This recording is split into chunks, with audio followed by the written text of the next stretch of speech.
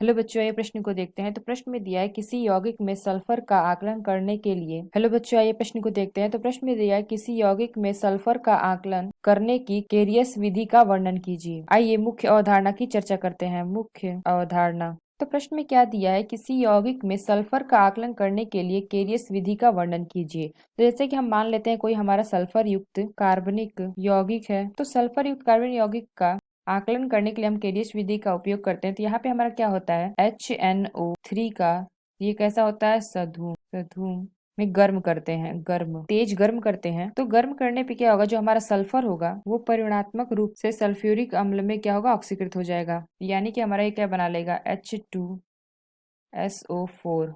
ये क्या है, सल्फ्यूरिक अम्ल। तो हमें जो H2SO4 प्राप्त हुआ है, H2SO4, तो इसमें हम जोड़ देते हैं बेरियम अधिक में। तो ये हमारा हो जाएगा बेरियम क्लोराइड। तो ये हमारा क्या है, बेरियम क्लोराइड अधिक। तो यहाँ पे हमें क्या प्राप्त हो जाएगा, यहाँ पे हमें प्राप्त हो जाएगा BaSO4 यानी कि बेरियम सल्फेट प्लस 2HCl यानी कि हाइड्रोजन क्लोराइड। तो यहाँ पे हमें बेरियम सल्फेट के रूप में क्या होता है, अवक्षेप प्राप्त हुआ है। तो ये हमारा क्या होता है,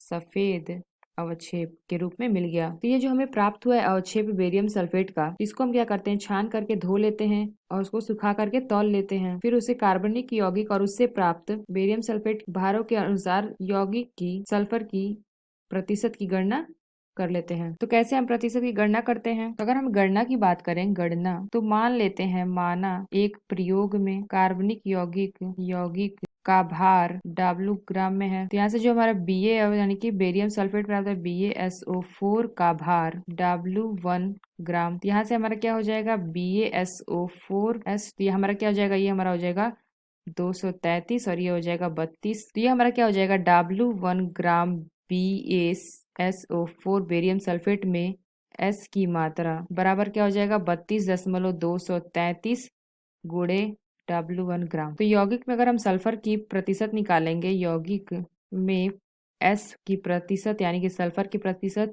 तो ये हमारा क्या हो जाएगा, 32.32 गुणे W1 बटे W। यहाँ पे हमारा W1 ये हमारा क्या है, BaSO4 का भार, और जो हमारा W है हमारे कार्बन यौगिक का भार, और ये हो जाएगा गुणे 100। तो यहाँ से प्रतिशत निकालना तो हम 100 कर देंगे। तो यह यौगिक में प्रतिशत सल्फर बराबर हो जाएगा हमारा S का परमाणु भार बटे में BaSO4 का अणु भार गुणे BaSO4 का भार बटे यौगिक का भार। यहाँ पे हमने क्या देखा, यौगिक में सल्फर प्रतिशत कैसे निकालेंगे, हमारा S का परमाणु भार बटे में BaSO4 का परमाणु भार, W1 हमारा क्या था, BaSO4 का भार और यौगिक का भार गुणे 100। तो यहाँ से हम यौगिक यानी कि सल्फर के यहाँ प्रतिशत ज्ञात कर सकते हैं। तो आशा करते हैं आपको समझ में आया होगा। धन्यवाद।